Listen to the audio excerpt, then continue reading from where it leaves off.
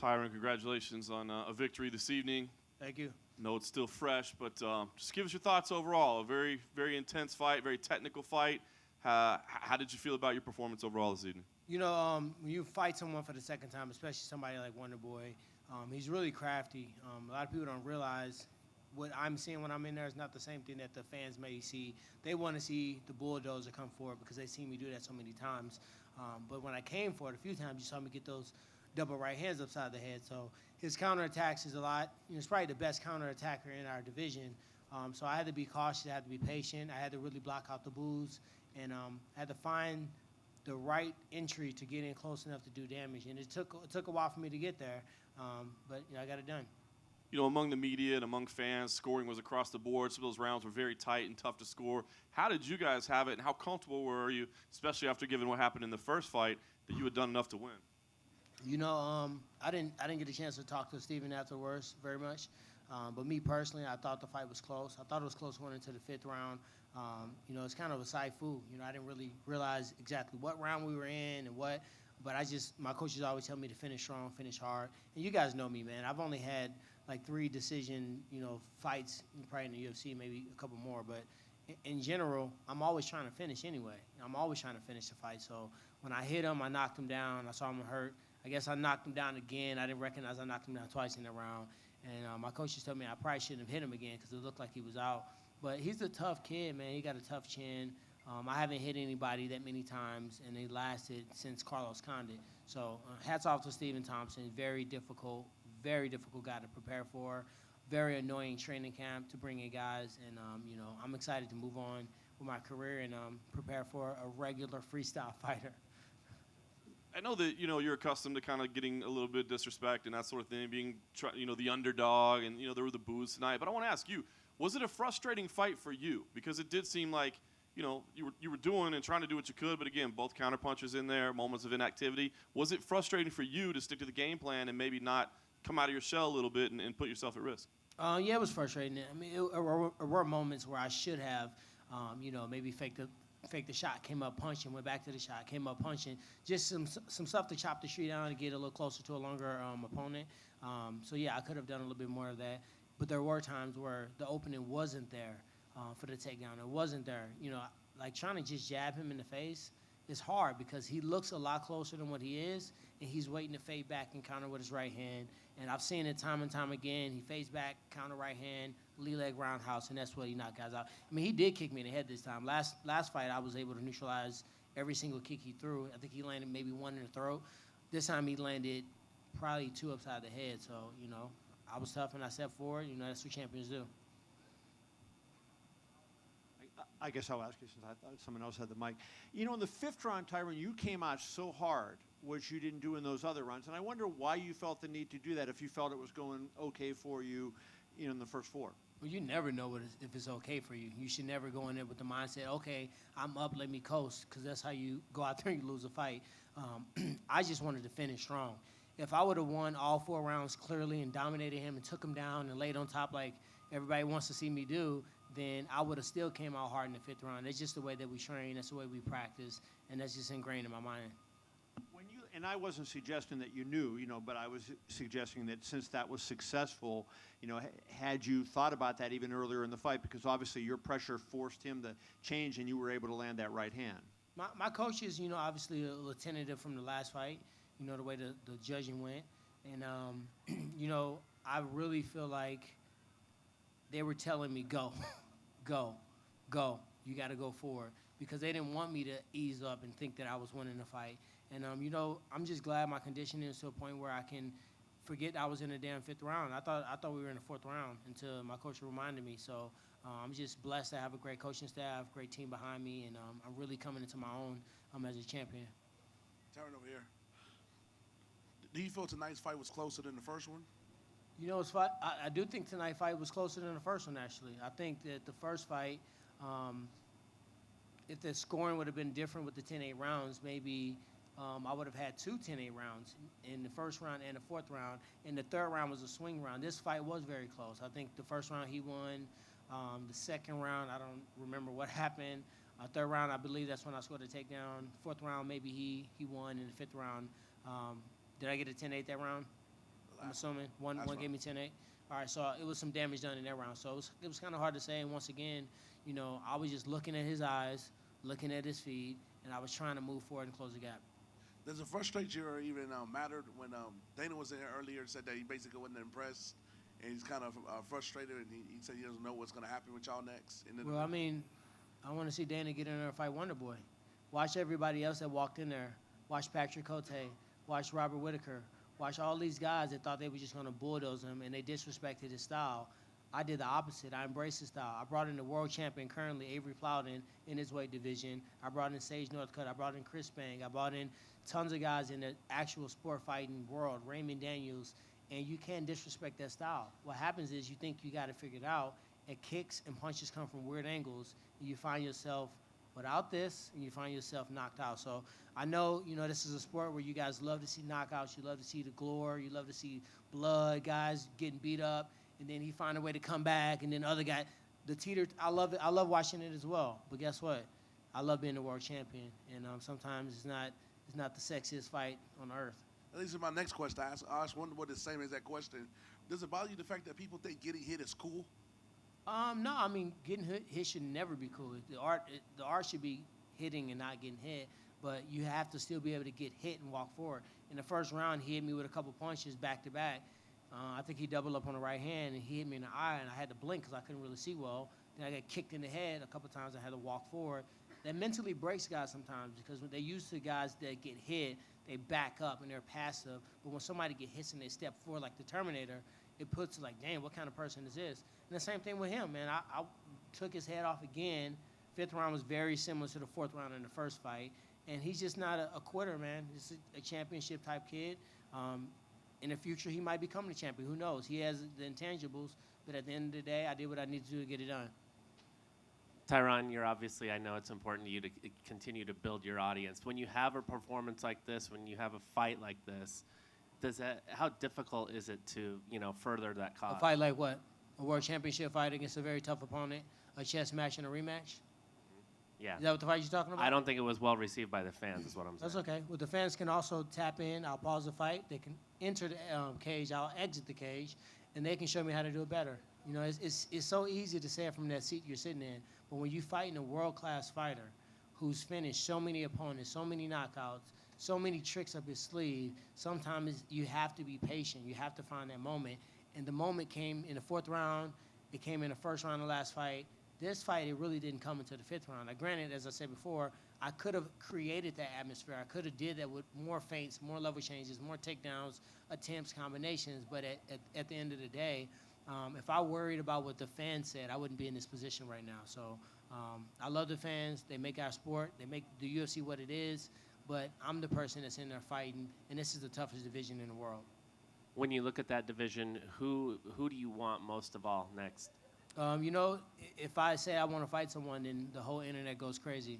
So what I'm going to do is I'm going to go vacation. I'm shooting a movie next week, taking my family to Puerto Rico after that.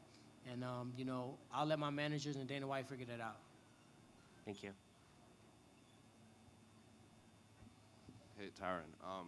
The week leading up to the fight, you told reporters not to ask you about GSP versus Bisping. Mm-hmm. Now that the fight's over, can I ask you about GSP versus Bisping? GSP versus Bisping, that's their fight, man. I feel like what God has for me and what's in my, future and what's in my plans is in my plans. That wasn't in my plans.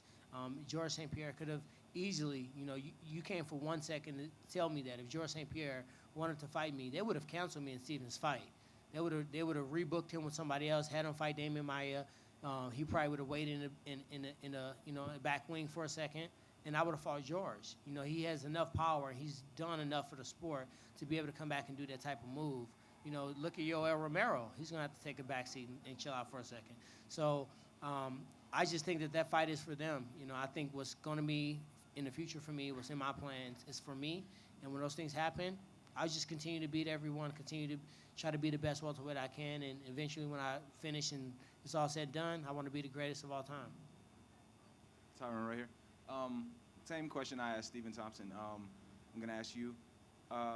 There seemed to be like a lot of a stalemate when you guys would get closer to each other. Like you would close the distance, but then you guys would sit in front It's of each kind other. of weird, right? Yeah, and try to That's how I figure each felt. other out.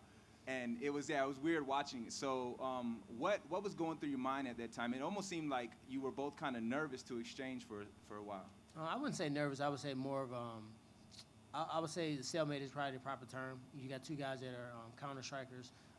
I will go forward and be offensive, but I'm always waiting on that one punch to come lazy, that one punch to come really obvious, and that's when I walk you down and try to knock you out. So he was cautious, man. You can't get hit by a right hand from me and get knocked down, get taken down and ground and pounded out, and think he's just going to gracefully walk me down and try to put that heat on me. He had to be cautious. He had to keep it at range. That's his style. Like, I can't expect him, like, he's a point fighter. Do you guys expect him to come out and wrestle me and take me down and break my arm, do submissions? No. You expected him to play the range, play from the outside, and he expected me to come in close. Did you expect me to win the kicking battle, spinning wheel kicks, side kicks, counter punching? No. It's just styles makes fights. Last time you guys were, blessed and entertained because, a few moments I just said F it and walk forward, and that's how you got those great moments. One more question, a little bit off-topic question. Your ring music that you come out to, I noticed is a bit, I guess, personal to you because it's a hometown St. Louis artist. Why do you feel that that music's special to you? I feel it's special to me because before I even knew that he was a St. Louis artist, he was just a nationally recognized artist for gospel rap. And the lyrics to the song was just saying, I have my full armor on, my head held high, and I'm going into battle. And I always feel like this is spiritual warfare for me. So when I talk about, carrying my shield and going into battle, and I think about all the distractions, all the ways out, all the people that want to see me lose, it's a lot of pressure. People don't understand that you think you got this, your life has changed. To be honest with you, my life is a little bit better before I had the belt, if you want to be real. So with that said, I play that music. It gets me going. It really feels soothing for me, and that's why I keep rolling with it. Huh? Well, you got to wait on Brad. He got the mic. And I get a chance to think about what I'm going to say. It's all right. I'll be a gentleman. Go ahead, Kev. What do you got? Okay. Let me choose my words wisely. I see Lene looking at me on the left, camera left.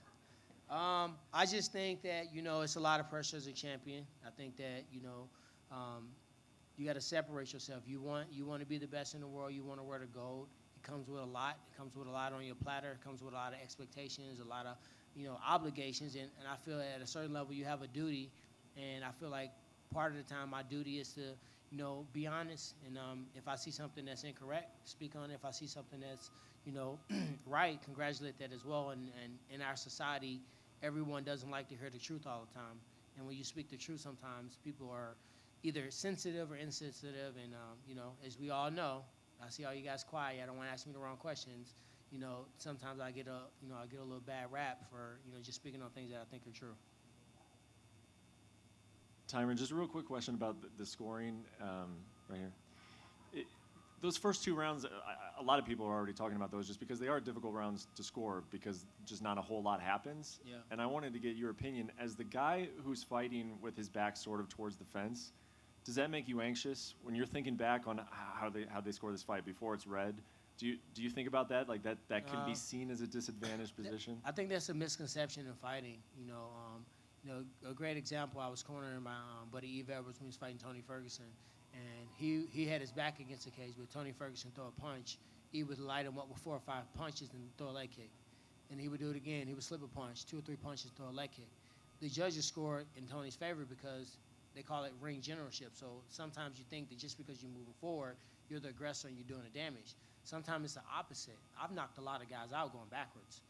So it doesn't always mean that you're the aggressor, especially when you're throwing and missing, or you're throwing and not landing, or you're not throwing at all. So it's hard to judge those rounds just because it wasn't a lot of activity. Now, had I, been smeared against the octagon and I was getting lit up with 5 punch combinations, kicks to the body, and all the other stuff, then it would have been a little easier to see. But, sometimes when you fight in a point fighter who you expect to run around and basically stick and move, I might need that entire 31-foot octagon to go from my back against the cage to go all the way across the blitz to get the opening I need.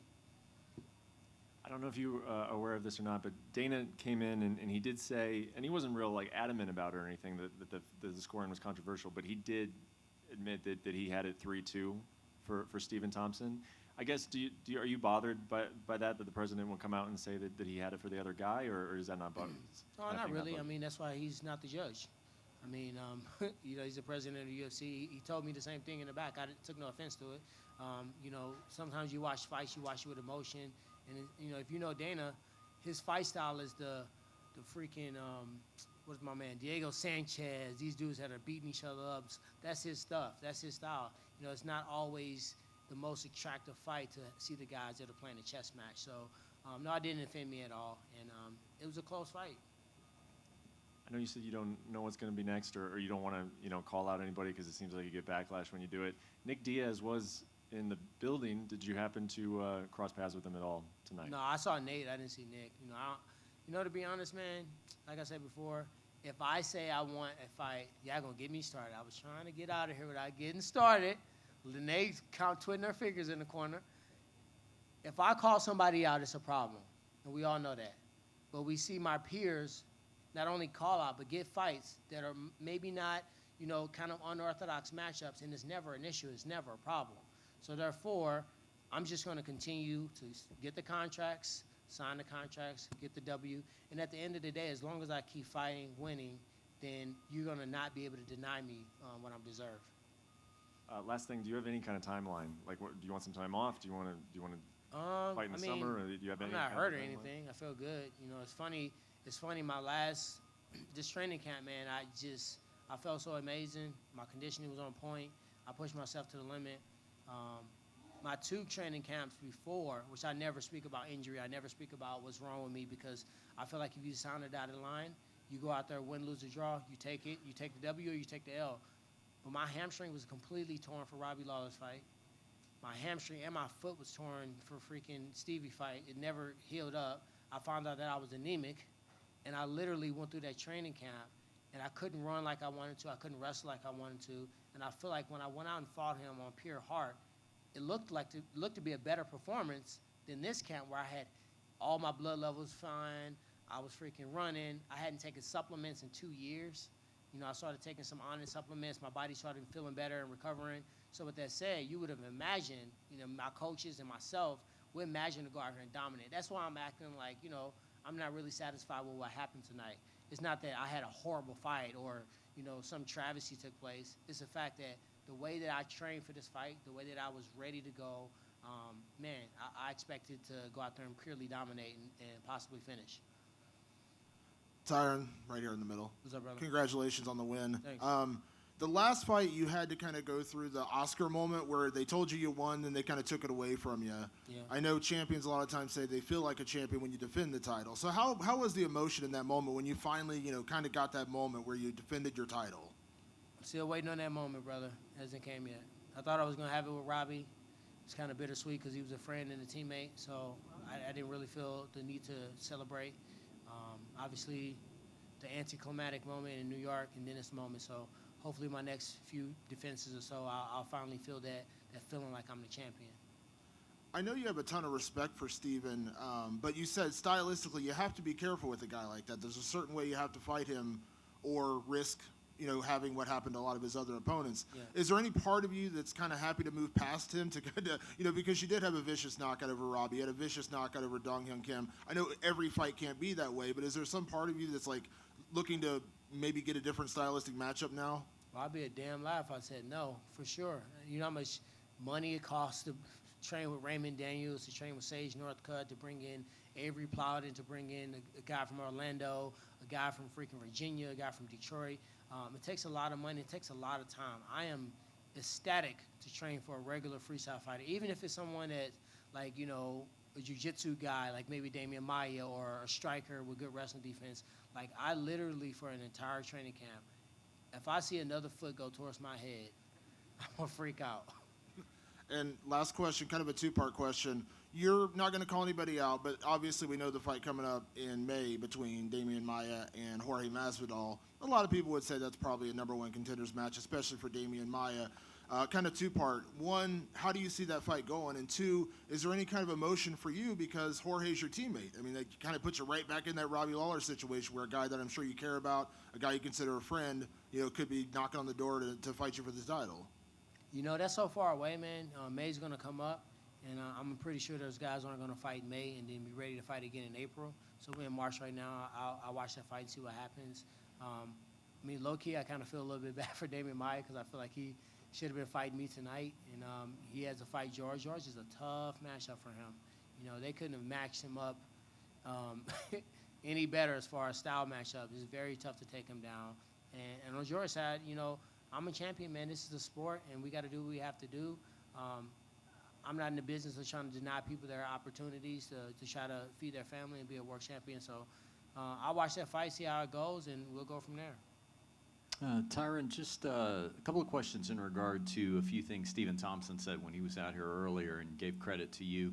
He said that in terms of the biggest difference for him fighting you in the second fight compared to the first is that he felt like you were giving him far fewer opportunities to capitalize throughout the fight. Was that something you were aware of from the beginning to the end of the fight, that you were tighter in your or more conservative in your chances to give him opportunities?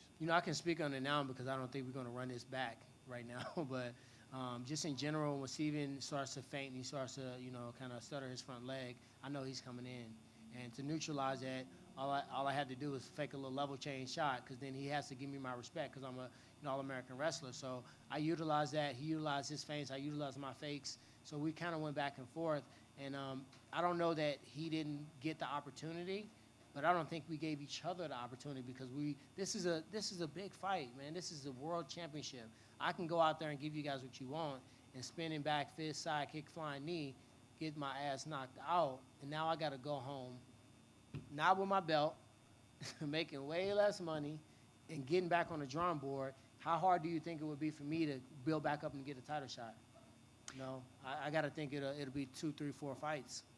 There was also a moment in the third with your takedown where you had wrist control on his right arm and you had his arm pinned kind of underneath his body. It was a very precarious position for him. Can you talk us through that moment? Did you sense that maybe that might be an opportunity to finish the fight ground and pound if you'd have been able to hold him there a little longer? This is going to sound funny, but I train that position every dang on day. The side that I want to be on is the opposite arm with my opposite hand, which would be my right hand, to punch, and it'll go for my head and arm triangle. So when I took him down, I had that wrist. I was in my mind thinking like, damn, how can I switch over to the other wrist? And when I thought about that, you saw me kind of pull him off the cage, and I turned his direction to go the other direction, and that's when he started making his way up. At that point, I just kind of let it get back to the feet, I guess. Tyron, just a quick follow-up with you. Are you comfortable waiting till May 13th to determine what your next move is? Obviously that's 2 months out. Were you hoping to have an idea of what comes next before that? Or are you comfortable waiting till that Maia Masvidal fight on May 13th? You guys giving me a lot of power because I run all the shots. I tell you who I'm fighting, when I'm fighting, how I'm fighting them. I think we know how this game goes, guys. I don't. I have an influence and I can speak on what I would like to happen. But at the end of the day, I'm not in absolute control of that. But my managers will, try to put me in the best position for me. George said this the other day, and I can't really knock George for fighting Bisping. He made a lot of sense in his reasons for wanting to fight him. But it's all about timing. I never said I wouldn't fight Steven. I just didn't think it necessarily had to happen today. I could have fought Damian Maia. Then I could have fought him. You know what I mean? So it's all about shuffling the deck. So a lot can happen between now and May. What happens if one of those guys, God forbid, incur an injury and then they're out? I might be fighting the person that's, still healthy. Who knows? What if something happens between George St. Pierre and Bisping where one of those guys are, not able to fight? And I'm not wishing harm or injury on anyone, but we know our sport. We train so hard. Most of the injuries take place in the training camp just to get prepared for a fight. So, like I said, I'm going to just stay in shape, stay training, and we'll see what happens. Thanks, guys.